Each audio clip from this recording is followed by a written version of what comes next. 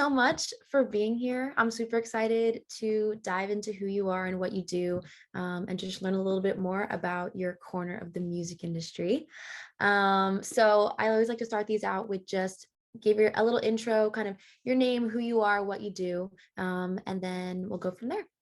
Okay, awesome. Thank you so much for having me, Jenna and Finessed Media. I'm really excited to, be able to participate in another one of the amazing, content series you guys have. So a little bit about me. I am the CEO and founder of my own company that I just launched this year called Nish Like Wish. We offer PR services in addition to marketing services, and I'm also starting to branch out into the brand sponsorship space as well. Now, in addition to my own company, I am also a writer for a publication called The Nocturnal. I am the chief communications officer at Outer Voice Records, which is a music label that basically focuses on uplifting South Asian American artists, in American music and American culture. And I'm also a publicist A&R and a writer for Press Play Agency. That's awesome. And I do want to dive a little bit into your journey, how you got to where you are now. So, how did you get your start in the music industry? How did you get your foot in the door? And how did that bring you to today? Yeah, definitely. Thank you for asking. So basically, I'm not gonna lie, I since high school, I knew I wanted to do something in media and entertainment. I just didn't know what it was. And when I was applying to schools, I knew I wanted to be in New York because for media and entertainment, there's just so many opportunities and internship possibilities here.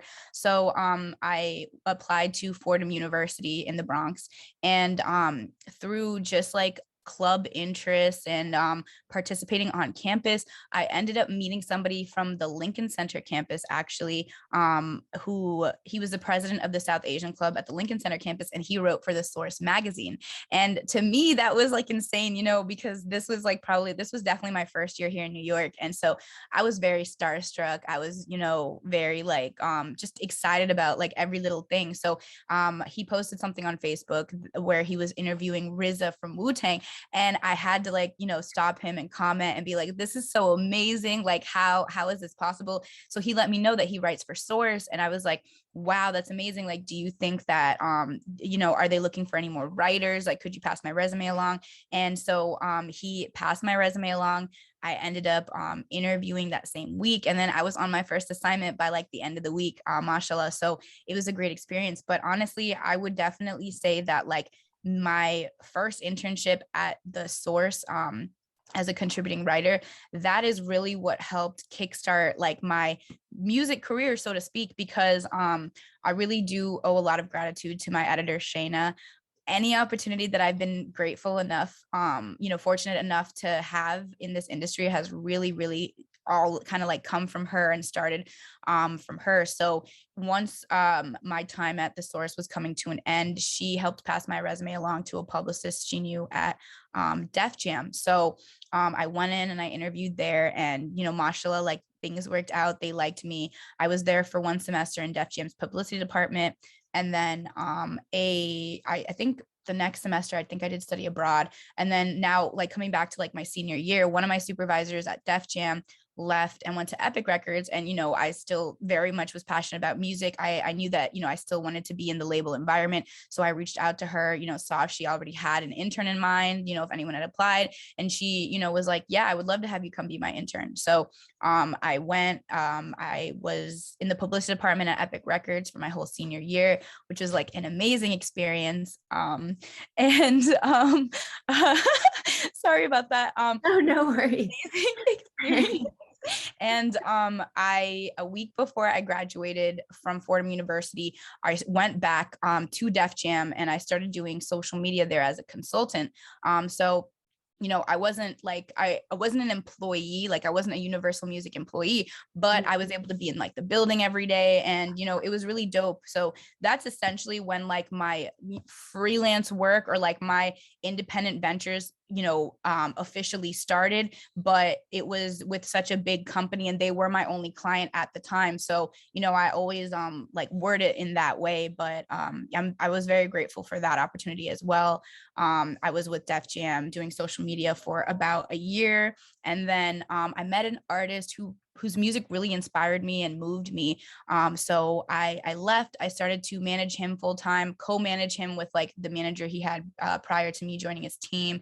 And then that's when my freelance PR career really like started, you know, Yeah. properly. I started taking on other clients as well. And we worked together for, I think I would say 2 years. We signed a partnership deal with an amazing distribution company called Opposition. And then we parted ways amicably. We still like talk from time to time, you know, when he has upcoming music. And since then, I've just kind of been, you know, throwing myself full throttle into my freelance PR work. And then as of this year, I finally officially launched my company. So I'll be offering a lot of the same services I've offered for the past 4 years. But like I said, I'm kind of like, you know, very excited about this as well. But I'm breaking into like doing brand sponsorships and partnerships and events and just like working with other companies that, you know, I really am passionate about. And I just love what they're doing. So one of the main companies that I had a chance to work with this year was Million Dollar Drive By. That's a non-for-profit run by Melissa Gabriel from Hot 97. And she's been doing charitable give back events for the past 7 years with celebrity involvement, you know, of various kinds. So I was really excited to really put my like brand sponsorship and brand partnership abilities to test there, because that's really, you know, what gave me a platform to like use those abilities. But I'm just really, really excited for 2022. I've got a lot of things in store that I'm excited about. I can't speak on everything yet, but this is just really great timing to be able to have this interview and speak on some of the stuff that, you know, I've launched or been working on. So I really appreciate this. Yeah, absolutely. And that's super cool to hear kind of that progression of how you kind of made your way through the music industry and got to founding your own company, which is awesome. Thank you. And I wanted to just ask a little bit more, like dive a little bit more deeply into what you're doing now with this company, like a little bit of what your day to day looks like. Obviously, I'm guessing it changes day to day depending on what you're working on, but just like a quick snapshot kind of day in the life of just some of the roles that you take on at your new company. Definitely. So, you know, like I said, like most of the clients that I've had before, they're just like being absorbed into my new company, right? So I'm continuing the work that I've been doing for them. A few of my clients include Seven Kings Entertainment. So they are an independent label based out of Houston. And the main act that I've been like doing press work for is GSO Fat, as well as like the press for the CEO. Noah Rankin. And so very excitingly, actually, their label signed a joint venture deal with Cash Money earlier this year. So I was very, very excited, you know, for their progression and just to see how far they've come. And another one of my clients, his name is Cali G Season. He's got a lot of amazing things in store for 2022. I'm really like locking in with him. He put out a music video with Spray Ground. I think it was last week. And so, you know, I'm just really excited for a lot of the content that my clients have on the way. And then also would love to mention, I'm breaking into like the NFT tech and art world Okay. a little bit. So one of my clients that I've actually, you know, had the opportunity to meet thanks to Finessed Media and Alexi is Dominique and Television. So I'm going to be working with Little Bitcoin and, you know, doing some press for them as well. And, you know, really breaking into some new territory. So I love Yeah. that, you know, it's hip hop and rap. It's a space I'm familiar with, but then, you know, there's like the tech, finance, and art worlds that are all intersect with, you know, Yeah. content like this. So I'm really excited to see what all I can accomplish, because I've never had a client that, you know, really falls in those categories before. So you know, it's an exciting time. You know, we were just talking about the Finessed Music and Tech Summit that you guys just held, and I just love it because it just really shows, it's really indicative of where the future of music is headed. And so I'm just excited to be a part of the conversation any way I can. But yeah, in regards to like my day to day, I depending on like what client has like a press run at the time, or depending on, you know, who has something like coming up, like let's say an upcoming release, or, you know, whether someone's traveling to New York, it's really like unpredictable, honestly. But my day to day can look like having meetings and calls with my client, working on press releases. Like basically, let me tell you, like as a publicist, if anyone watching this has ever wondered, what does a publicist do all day? It is a lot of writing and it is a lot of emailing. You know, you spend a lot of time helping your clients curate and create narratives and how they want to present themselves to the world. Like as your job as a publicist, not only are you notifying your network and notifying the public about new content coming out, but you're also helping tell the story of, the person behind the music, behind the content, which is just as much of an important job as is, telling them that like they've dropped new content. Because before, people can, I feel like, understand content or understand someone's new music or understand like an NFT release, like I feel like it really helps and serves a great deal of justice to like understand who the person behind this content is. Yeah, no, absolutely. And you mentioned a lot of the different people that you've worked with and are continuing to work with. How did you go about making those connections initially? Do you have any tips for networking in the music industry? So honestly, yes. I think maybe you and I spoke about this last time as well, but my biggest tip is to network. Even if you're in spaces where you don't think you will find anyone that can help you grow, like you are wrong. Let me start off by telling you that, because like anytime that you're like in a space, especially spaces that are curated for the things that you're passionate about, such as like music and entertainment, you will 9 times out of 10, even if you just network with someone who's a peer and on the same level as you never know. Like the way I see it is like, there's strength in numbers. So like, let's say you go to an event like the Music and Tech Summit, and maybe you're not able to necessarily speak directly with a speaker, but like in Decentraland, you're able to like talk to like the other people attending. You might find somebody else working on an NFT project. You might find someone else who's a producer. You might find someone else who's an artist. You might find someone else, et cetera, et cetera. And you can build and grow from that. And then another thing is like, let's say you find someone who's doing the exact same thing you're doing in the music space, whatever that may be. And you guys just start letting each other know about opportunities. Like it's really dope. And I feel like beneficial and advantageous to have group chats when you do form these like relationships in the industry. Create these group chats so that way you can kind of stay in the loop and know what's coming, what's upcoming, what opportunities there might be, because like I said, like there's strength in numbers. So like once you find your people, just it's so much easier for you to move and maneuver. But I really wish I understood that at a younger age, because like like I started writing for Source when I was 19. A lot of the time I would go to those events by myself, not really fully taking advantage of the room that I'm in, not really having the confidence to like talk to strangers. I would just go, speak to the talent I need to speak with, or just, cover the assignment and leave. And, I wish I could go back in time almost and just, tell my younger self, like, don't be afraid to talk, don't be afraid to network. Because it can be very intimidating, especially like, let's say you're in an environment where like people's roles already, and you have that ability or that access to speak with them. Like take that chance. Not everyone is going to give you, the time of day. So like definitely be mentally prepared for certain people to, be like, oh, now is not a good time, but still like take that risk and put yourself out there. Because again, like I just wish, I understood these things when I was younger, because I was fortunate to be in certain spaces. And especially like if you are watching this and you happen to be in a city like New York or LA or even Chicago or even Atlanta, like there are so many opportunities in your network and in your local area to get involved, to be a part of the underground scene, to be tapped in. You really like, honestly, social media plays a huge role, especially with like the advent of like Clubhouse. During COVID, I think Clubhouse was a crazy, amazing tool that a lot of the people, such as myself, who work behind the scenes in music, loved, because, not only did we get to kind of like talk about all of the shit that we like to complain about, but it was really dope just to connect with so many other people going through the same thing as us. Obviously like COVID affected everyone on like an international scale, but it was really dope to come together and still like focus our energy and positivity on like the subjects that we're passionate about, still get to educate artists, still get to connect with artists, still get to like connect with other peers in the industry. So I won't say that I'm as active on Clubhouse today as I was like at the end of last year.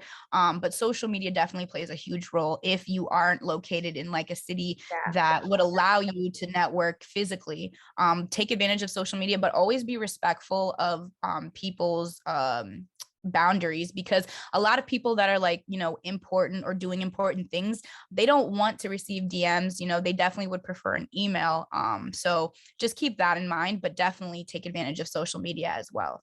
Yeah. But Yeah. That's yeah. a really good tip to think about, especially when you're trying to reach out to some of these like higher ups, like keeping in mind how they want to be reached out to, because they're Mhm. definitely getting a lot of messages. Oh, LinkedIn is another totally appropriate Yeah. way to reach out to executives. Oh, another big tip.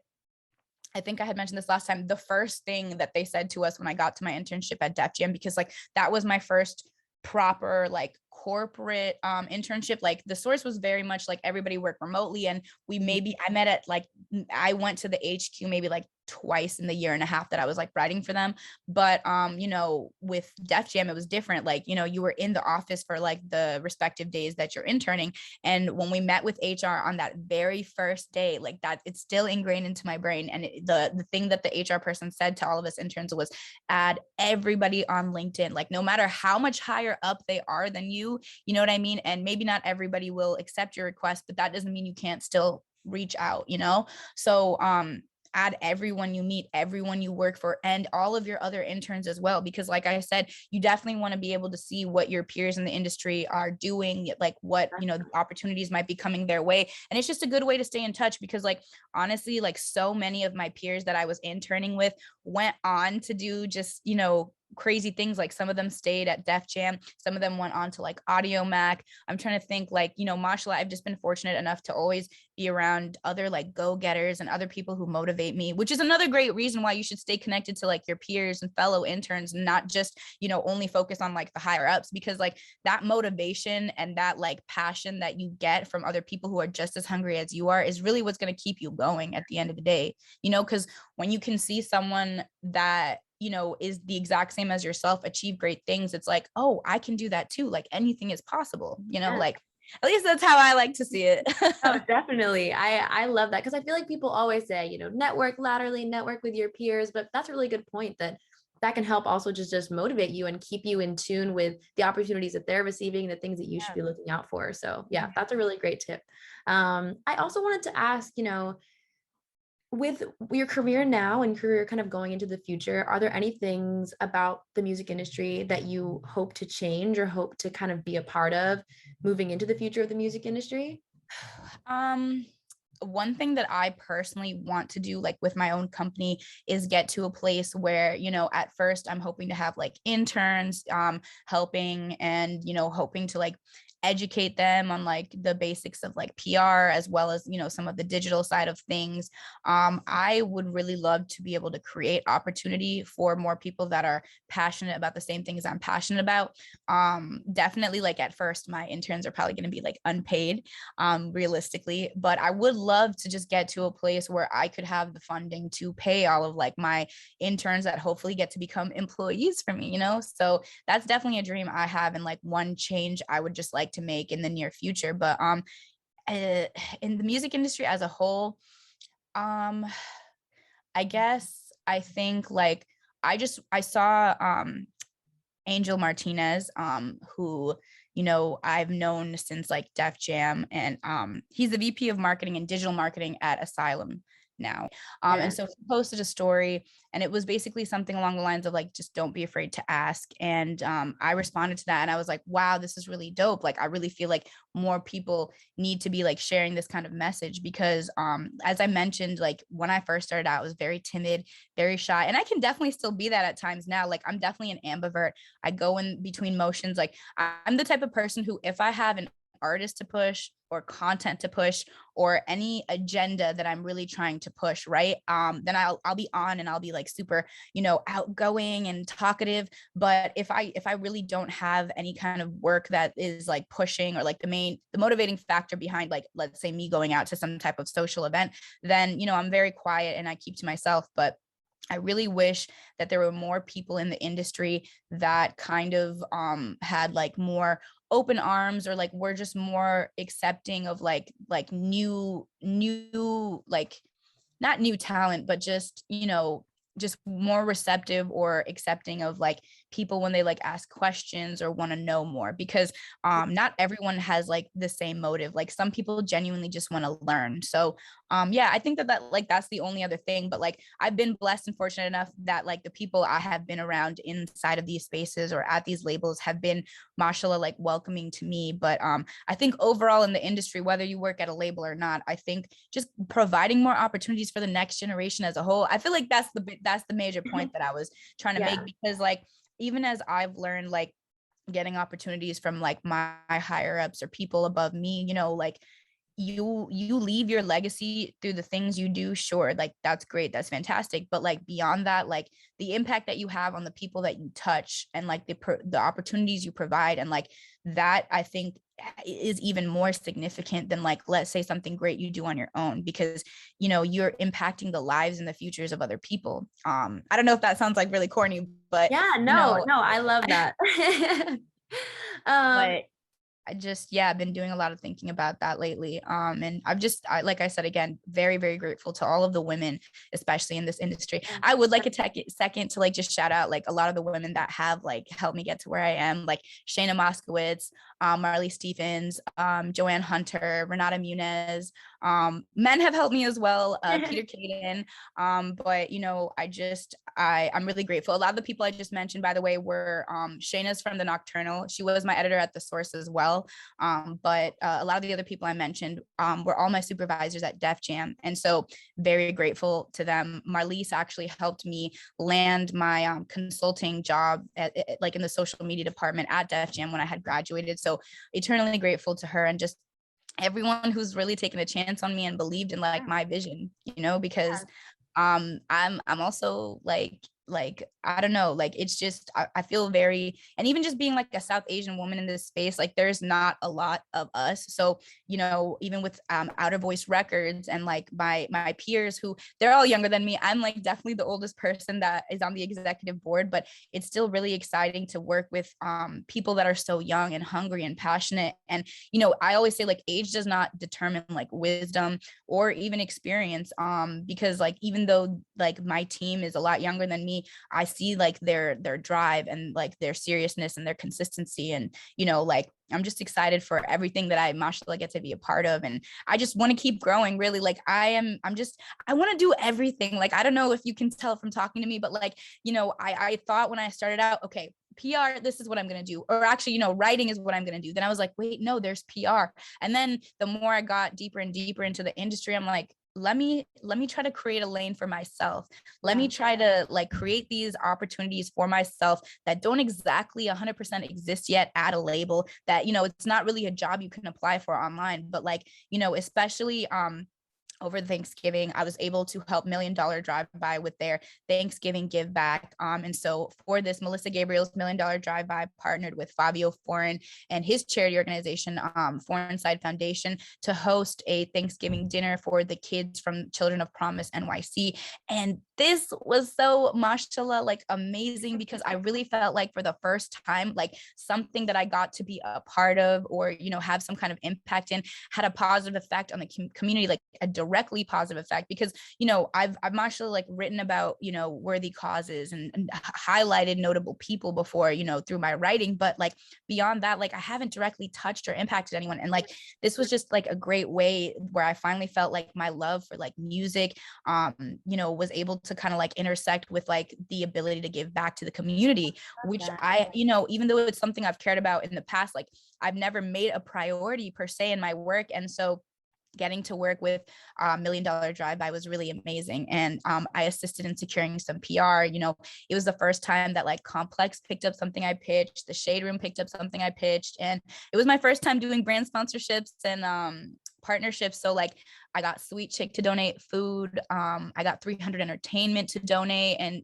to sponsor, as well as Video, which is like a music tech company and a distribution company. And they're like a new, like I wouldn't call them like a newcomer, but they're definitely one to watch out for. Like if you don't know, you should know. Video is like a really, really dope company. And especially if you're an independent artist trying to decide, you know, who to partner with for distribution, I would definitely highly recommend Video. And Video is honestly a connection I made over Clubhouse. You know, I met one of their A&Rs over Clubhouse, like I think it was like the end of last year. So it was just such a beautiful thing to get to utilize my network for like a worthy cause and, bring people together for this. And I think I finally discovered what I want to be focusing on and like what I want to be doing with my life now, so to speak. And but in addition to that, like I specifically want to like keep focusing on $1 million drive-bys events, just because I feel like she's just created such a dope name for herself in this space and has been doing it and created a legacy. So I would love to just be able to keep partnering with her and helping her in any way. But I am definitely open to, working with other people as well, and, seeing how I can make this a sustainable thing and make it be a realistic thing, because I'm sure that there's other people out there who will see this and be like, wow, like I want to be a part of that, because it's music, it's community involvement, it's outreach, like, and I don't know, it's just exciting to me. Like, I wish there was a job like this when I was in college so I could just apply to it. But like, I'm not going to lie, I don't think that early on I would have known like this is where my path would take me. So it's really exciting to like be here now. Yeah, that makes a lot of sense. And I feel like for a lot of people that would resonate, early on, sometimes the opportunities that you want aren't necessarily going to come right away. You have to kind of wait until you're ready to go after them, and until you're ready to kind of take them on. So that's a really beautiful thing. And it sounds like it was a really amazing event. And I'm excited to see what else you do with them and with your other clients. That's really exciting. That pretty much brings me to the end of my questions for you. So I just want to really thank you for taking the time to have this conversation with me. It's been really cool to hear about all the cool things that you're doing and how you got there too. I think that could be really enlightening for some of the people watching this, where you can start and then where you can end up. That's just really exciting. So thank you so much for taking all the time.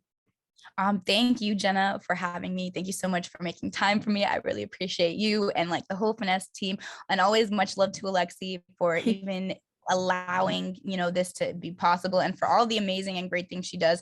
Oh, I didn't mention like Alexi when I was shouting out women who have like inspired me, but like I definitely want to take a second to thank her, because I've even like just texted her and called her about this before too. But like she was, I think, the first person ever in my career to include me in a panel. And I just, it felt very like, it felt really good to be validated, so to speak, to just have another woman in the industry who you look up to, whose success you admire, to just, kind of like accept you and kind of co-sign you and be like, yeah, like you bring value. I think people can learn from you. I think you have a lot of like exciting like input. So just thank you so much to Alexi for creating opportunities for people like yourself and myself, and for just being an amazing like boss babe that she is, because like Yeah, she is really, really definitely, dope. And definitely. I also want to shout out Becky Matai from Outer Voice Records, because she's the chief A&R officer, and she is the one who actually made the introduction to Alexi. And so, what do they say? The teamwork makes the dream work. So like, Yeah, it honestly, definitely does. without my network, I would not be where I am. So I'm very, very grateful. And last thing before we like sign off, please follow Nish Like Wish on Instagram, NISHLIKEWISH, Nish Like Wish. Yeah. And so, stay tuned, follow me there. And, I have a lot in store for 2022. Thank you guys again. I really, really appreciate it. Yeah, thank you.